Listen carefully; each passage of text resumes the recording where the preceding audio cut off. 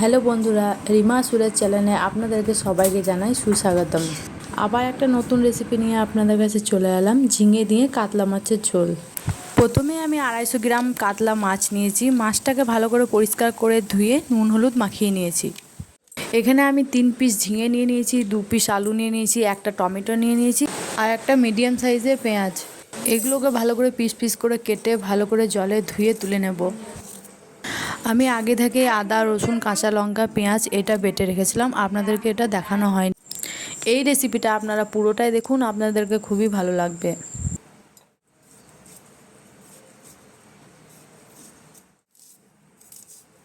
দেখুন, মাছের ঝোলটা করার জন্য যা যা সামগ্রী লাগবে সেগুলো সব আমি গুছিয়ে নিয়ে নিয়েছি। প্রথমে কড়াইয়ে তেল গরম করে মাছগুলোকে ওলট পালট করে ভালো করে লাল লাল করে ভেজে নেব।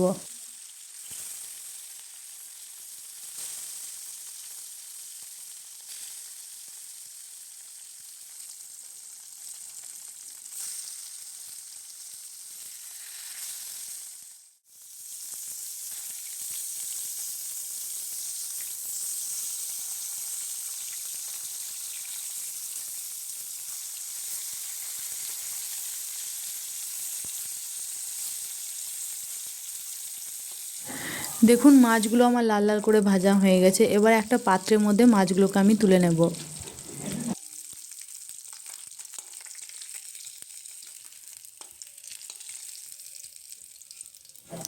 এরপর ওই কড়াইয়ে একটু সর্ষের তেল নিয়ে কেটে রাখা ঝিঙে আর আলুটা আমি হালকা আঁচে একটু লবণ আর হলুদ দিয়ে ভেজে নেব।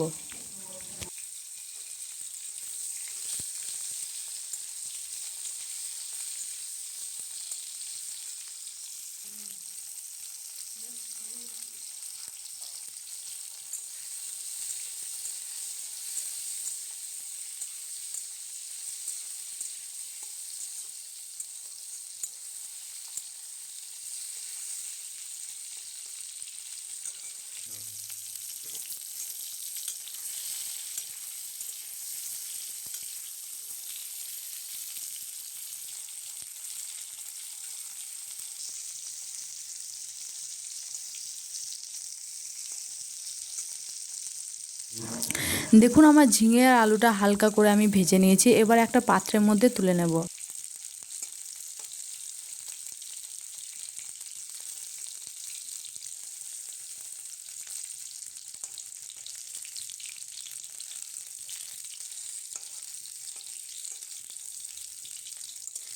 ওই কড়াইয়ে একটু সর্ষের তেল দিয়ে আমি ফড়ঙে একটা শুকনো লঙ্কা পেঁয়াজটাকে দিয়ে দেবো। পেঁয়াজটাকে একটু লাল লাল করে ভাজতে দেবো। এরপরে আমি টমেটোর কাঁটাটা দিয়ে দেবো।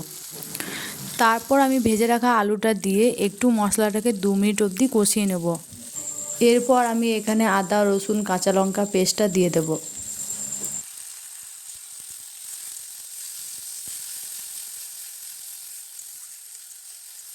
তারপর আমি স্বাদ অনুযায়ী জিরে গুঁড়ো লবণ হলুদ গুঁড়ো লঙ্কার গুঁড়ো দিয়ে মশলাটাকে ভালো করে কষিয়ে নিতে হবে। মশলাটাকে কষানো হয়ে গেলে একটু জল দিয়ে ঝোলটাকে ফুটতে দেব।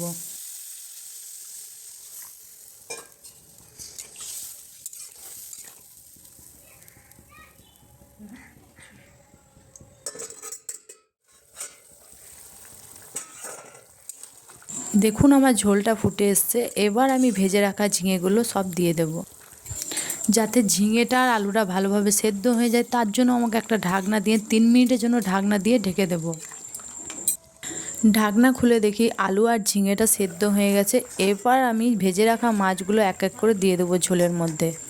মাছগুলো দেওয়া হয়ে গেলে আমি 1 মিনিটের জন্য ভালোভাবে ফুটিয়ে নেব। তারপরে আমি ফুটানো হয়ে গেলে গরম মশলা দিয়ে তরকারিটাকে আমি নামিয়ে নেব। দেখুন, আমার ঝিঙে দিয়ে কাতলা মাছের রেসিপিটা তৈরি হয়ে গেছে। এই রেসিপিটা যদি আপনাদের ভালো লেগে থাকে তাহলে লাইক কমেন্ট শেয়ার সাবস্ক্রাইব করতে ভুলবেন না। ধন্যবাদ।